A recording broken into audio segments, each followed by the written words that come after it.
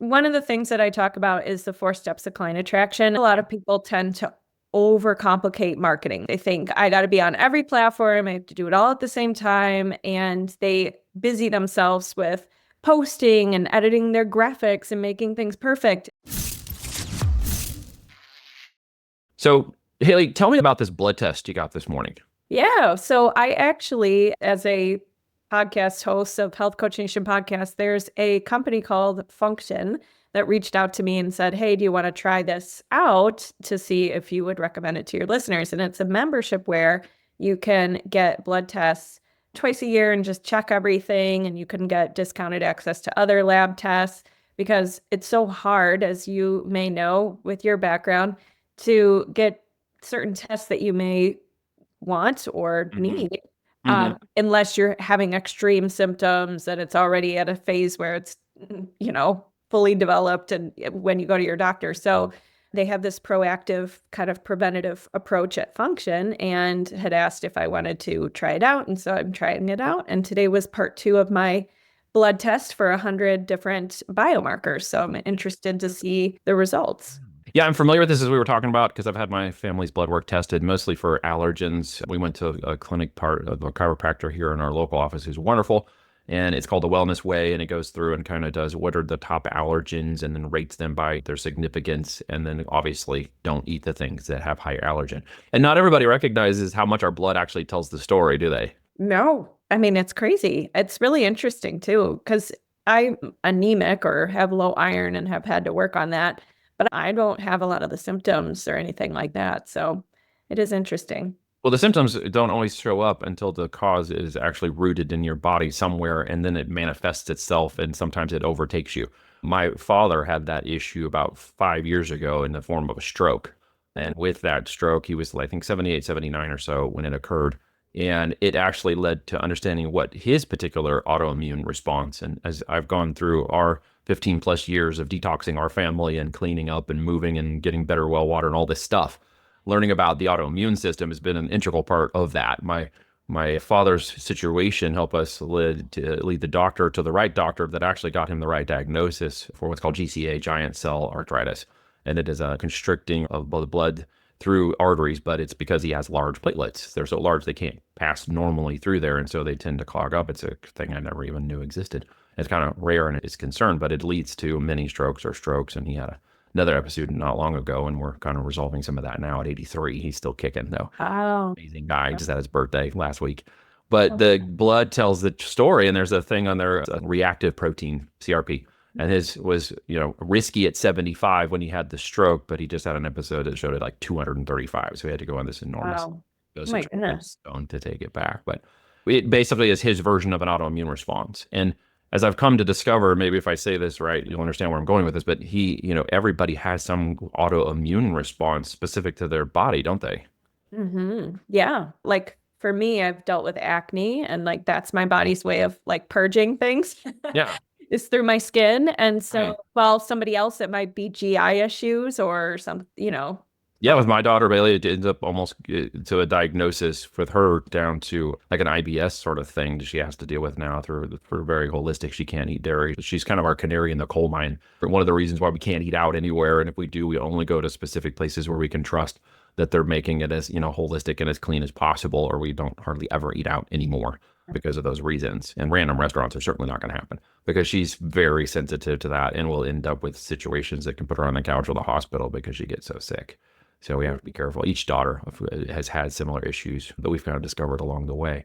What can somebody know? Like, is it a blood test that's the best way to identify that, or can they just do other things to kind of identify their, where their autoimmune issues are lying in their mind? Honestly, I'm not sure. I'm a marketing and sales coach, so I don't want to speak outside of my scope. Well, you But know your health stuff though, because you spent a lot of time researching. yeah, I have some background in that. Yep. But I think it's a collection of things. I think it's looking at your symptoms. I think it's looking at your blood tests. I think it's looking at, even sometimes people like to just look at their genetics too, just to see what things they might be predisposed to. But yeah, I think it's a bit of a collection. Yeah. So when somebody's dealing with this in terms of, a holistic strategy, let's say there's somebody on here who's listening to this right now and understands everything we said to this point, kudos. And is applying that in their life or in their business? What would be some of the maybe strategies you might want them to think about here?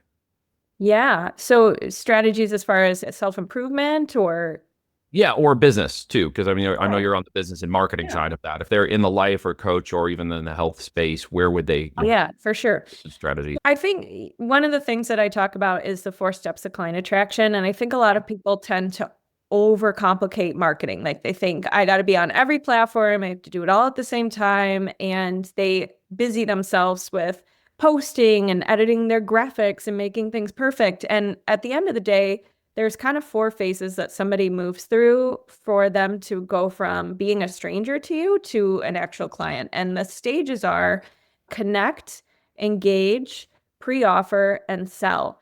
And what I mean by that with connect is we want to think about who is your target audience or your ideal partners if you're going from the collaboration partnership side of things when it comes to your marketing, and where can we find them? So for me, one of my main platforms that I love and find the easiest and find my target audience the easiest is LinkedIn.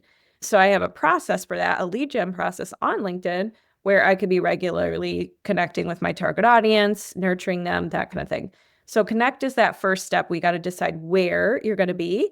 And then engage is how do we get people to reply? How do we get people to engage with you? What do they find useful? What do they want? What do they need?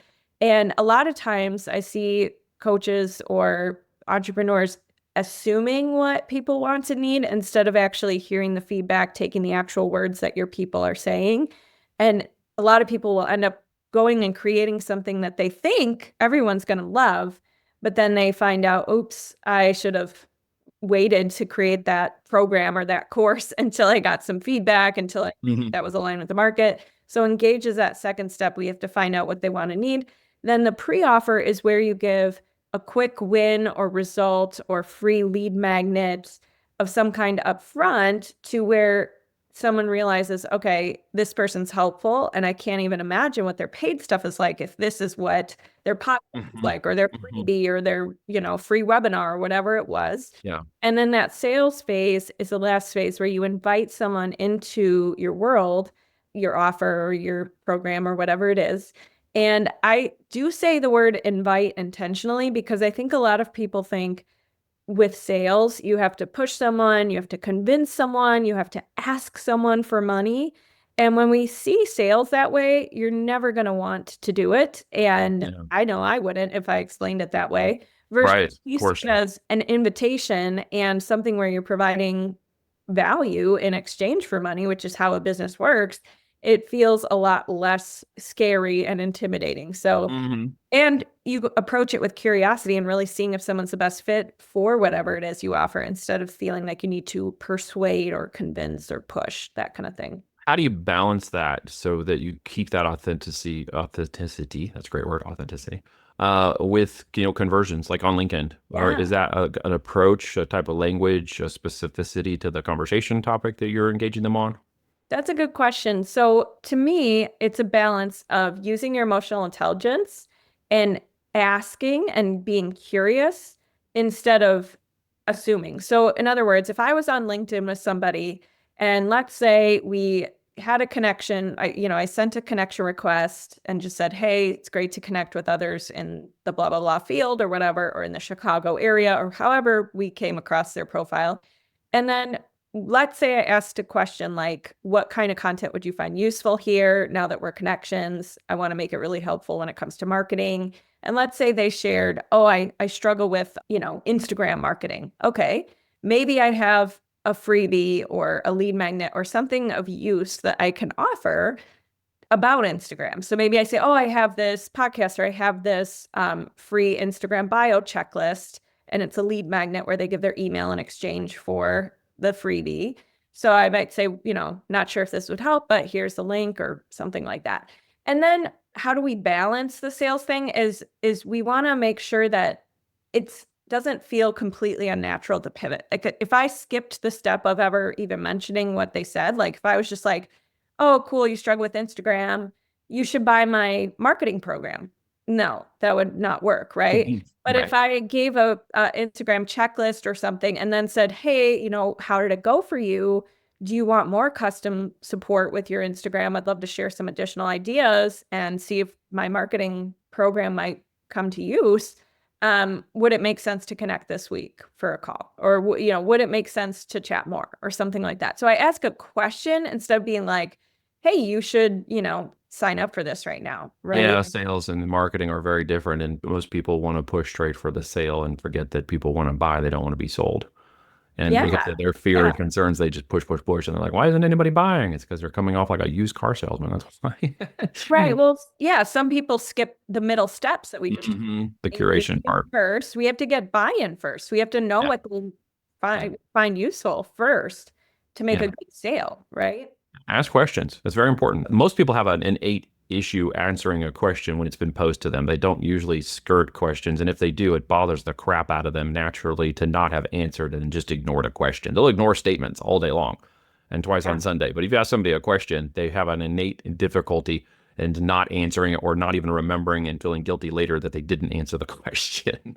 Right. So Right. it's a little hook by Questions way. are so key. And I think too, when choosing an intentional, I call it an intentional question, like something that can tie into your freebies or offers or isn't totally off base. Like I wouldn't just ask someone on LinkedIn, like, what's your favorite color? Because it's just kind of like, what is the intention here? Like, obviously you want to build connection and get to know someone, but at the same time, people are busy and they probably don't want to share with a stranger like what's their favorite color versus if I'm like, what are you working on these days in your business? That makes more sense because I help with business. And also, LinkedIn is a networking platform, so it makes sense to talk about business. So I think choosing the right questions is something everyone can look at. If you're not converting in your email funnels, for example, like let's say you have a lead magnet and people opt in, and then you have some follow-up emails and no one's responding or no one's booking a call.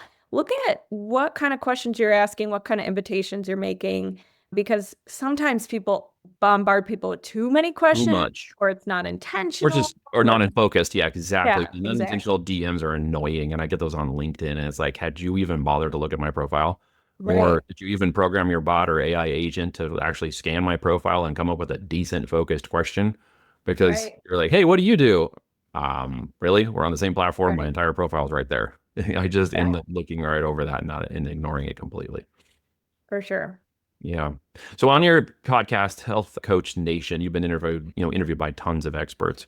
What's one piece of advice that you still remember to today after listening to those interviews? Oh, that's a great question. Well, one that comes to mind recently is I interviewed this man who did I think it was like I can't remember if it was 100 days, like a fast for 100 days, Whoa. just to prove the power of the mind. Okay. And his whole thing was about his name's Pascal Bachman, I believe. I don't know if I'm pronouncing that right, but he wanted to just prove the power of our own mindset. And he does everything like his own way, contrary to what doctors or others or his gurus say.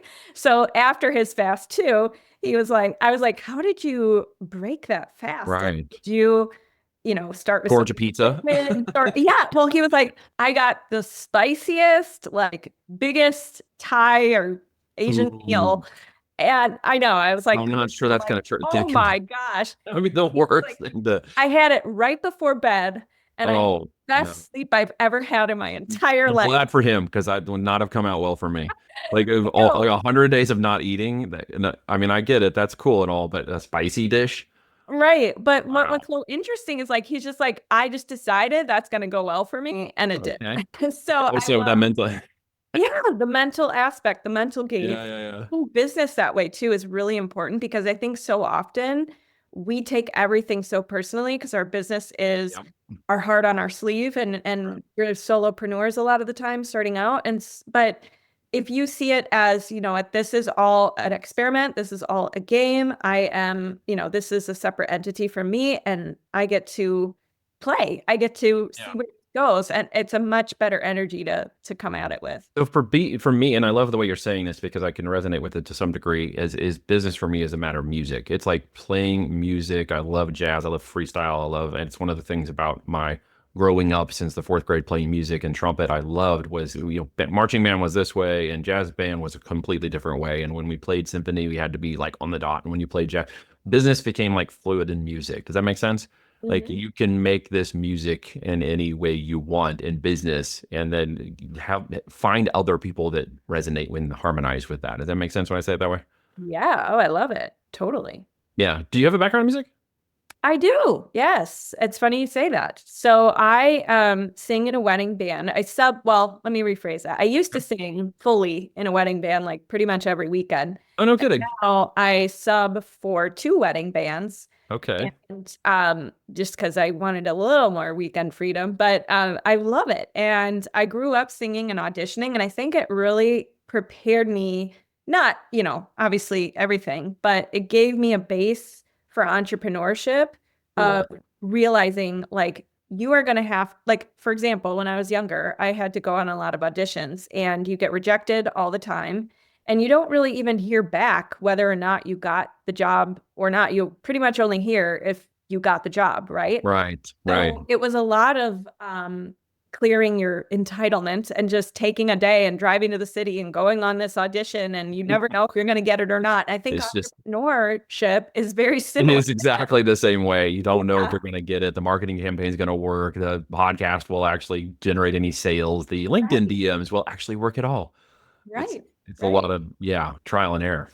And a lot of uncertainty. And you just have to be the kind of person who can accept that and keep going despite not seeing your seeds flourish yet. You know that you're planting the seeds, and it all kind of compounds and That's works cool. out. But yeah, it is that same kind of concept. Okay, so I have to ask, is there any particular kind of genre that you guys like to play and sing and do for the weddings? Yeah. Okay, We do top hits. We do everything. So we do 80s, we do country, we do pop, we do fun. a little bit of everything. Motown, there's a male singer too. So he covers some of the songs as well. That's But yeah, so it's really fun. I think my voice is best suited for country, but I like singing a little bit of everything. that's amazing. So that background and experience and stuff, does that help you relate to your clients and help them overcome and maybe break some of their hurdles down? Yes, because what happens to a lot of my clients is they get nervous about fear of visibility, fear of, being messing up on camera or on a podcast or in their talks that they Yeah, give. And yeah. so it causes them to hold back. And I used to get very nervous singing as well. And one thing that really helped me is realizing a lot of when you have nerves and fear like that, it's usually coming from thinking about yourself. How am I going to come across? How am I going to look? Are they going to like me? Compared to focusing on the crowd, and I'm here to have a good time with them, and I'm here to focus on them, and I'm here to, engage with them. And when you think about your audience or the person you're speaking to and the mission or what you're there to do, much more so than yourself and how you're coming off, I think that really helps overcome that fear of being visible. So you're on your business, you're doing music on the side and having fun with that, and probably a passion thing or Yeah. personal enjoyment thing. How do you stay motivated? Like, where do you find your motivation Yeah. in all this?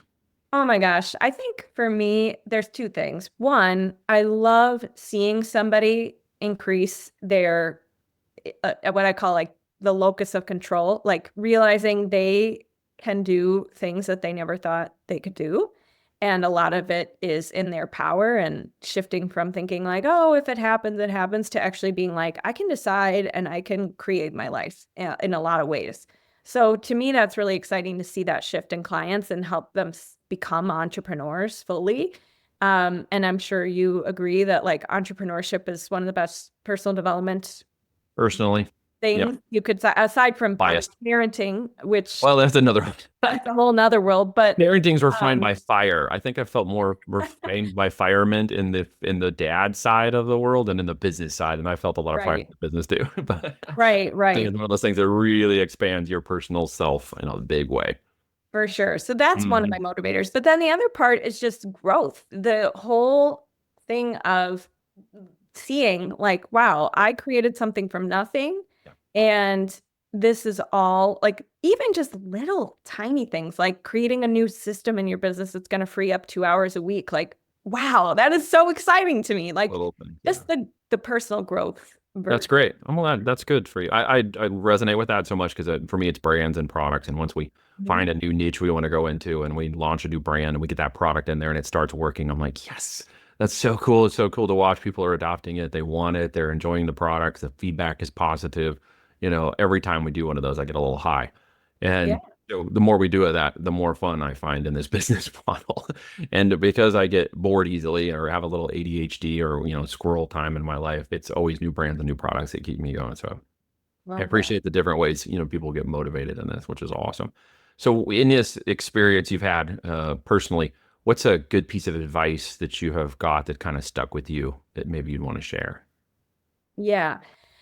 Well, I think one thing that immediately came to mind, and I don't know if this is the best thing, but it's just what came up, is making a decision and lining up with it. I think a lot of times as entrepreneurs, we have like analysis paralysis and we Mm, we think there's a right decision, and if we don't make the yeah. right one, we're gonna beat Yep. ourselves up. Yep. And I think it's more about decide what you decide and then make it the best possible decision you could have made. And if it's not, like if later on you decide, ooh, that maybe didn't go so well, you are still closer to where you want to be than if you had not made the decision at all and you stayed stagnant because you're learning what you don't want to do or what gold can you extract from that failure or mistake. Yeah. And if you come at it that way, there really is no wrong decision and you can make decisions a lot faster. And in entrepreneurship, in order to move forward and get ahead, you have to have that capability Yeah. because if you wait, you're already Too behind late. the ball. Yeah. You missed it. What's the worst piece of advice you've ever heard? Oh, okay. I kind of disagree with the statement, how you do one thing is how you do everything. A lot of people say that, and Okay. I just think that puts somebody at a disadvantage because there's things that I'm really good at and there's things I'm really bad at. And if I were like, well, how you do one thing is how you do everything, I'd probably think, oh, I'm really bad at everything. Like I just generalize or catastrophize or Right. Right. so to me, I don't agree with that. Because for example, I'm extremely organized in my business. And then my office though is, it's Not as organized. I'm It not a has an organization I'm structure, I'm not a sure. neat freak. Yeah. Yeah. Well, I'm not either. People might look at mine and be like, "Why? What? This doesn't make any sense." I'm like, "No, everything has its place, and everything is kind of, and it's Yeah. not make any sense to you, but it makes Right. complete sense to me, Exactly. and that's the way that it's supposed to be." Mhm. Okay, Yeah. well, last thing here, if you had somebody you wanted to speak with, somebody you could interview, somebody you'd want to talk with, big, hairy, audacious goal, and let's just say all time for now. They don't have to be alive. They'd be cool if they're alive. But Oh. who knows? We might be able to connect you with them or they're listening. Who would you speak to? Who'd you want to talk to? Wow, this is a interesting question I would probably want to put more thought into, but I'm gonna say, um, oh, that is tough. I don't know. No one in What's coming particular? up for me? Favorite singer, even, or just Well, like, yeah, I was thinking about the music that okay, yep, I thought I that would maybe. be very interested to interview Dolly Parton. I think she's a hoot. Great. That would be a I know. cool one, no doubt. Yeah, and I don't know if I'd say this still, but at one point I would have said Madonna because I think she puts on great performances and Certainly her had an icon. productions, like if you've ever Yeah, seen an her iconic tours, they stable in the are 80s. incredible. Yeah. Um, yeah, but no, I don't Okay. know. I don't keep up with her anymore, but That's fair. Well, I mean, yeah, I I would say passed maybe. Madonna along in the 80s myself personally. Yeah, yeah, My family would probably love to meet Dolly Parton, though. right. Well, all my girls enjoy that. That's very cool. Well, hey guys, if anybody's listening to this and they happen to know Dolly Parton, tag us in the comments or, maybe make us an introduction. Who knows? We might be able to put Haley in touch with her, 6 degrees of separation and all that, right? Right. You Yeah. never know who you're going to be connected to. Well, cool. Well, if there's any like last question or thought or something I didn't engage, or maybe you want to tell us a little bit more about your processes or your business or, Health Coach Nation, pump your podcast. Yeah. Tell me what's going on. Tell me what you want to know. I appreciate that. So, the Health Coach Nation podcast is business tips for coaches. We have a variety of guests on time management, marketing, sales, mindset, things like that. And I guess one thing too I would share is if you are somebody who is feeling stuck on how do I nurture leads? How do I get leads? How do I convert? The 4 steps of client attraction we touched on, I have a more detailed training on that and a little checklist you can use to get started with applying it. And that's available at haileyrowe.com/client-attraction. So that would be a good place to start if you're trying to learn marketing and sales and you're a coach or a service provider or something like that. Awesome. Awesome. Well, thank you so much for coming on and sharing a good word with me today. Yeah, thanks for having me. Awesome. Well, guys, go check out, get your blood work done, find out where your allergens are, learn about your health and wellness, keep your mindset in order, and maybe listen to some music or engage. That'll help with your thought processes as well. I guarantee it will. I do with myself. And my partner's very good at music. And Hailey, obviously, I'd love to hear some of your music. So feel free to share that with us too, so we can get that out there to everybody in the show notes. I just want to thank you so much, guys, for listening. As always, help us beat big tech. Share this, like, comment, engage. Side remarks, doesn't matter. It helps the engine one way or another so we can get the news out about this good word today. Until then, guys, we'll talk to you later. See you in the next episode.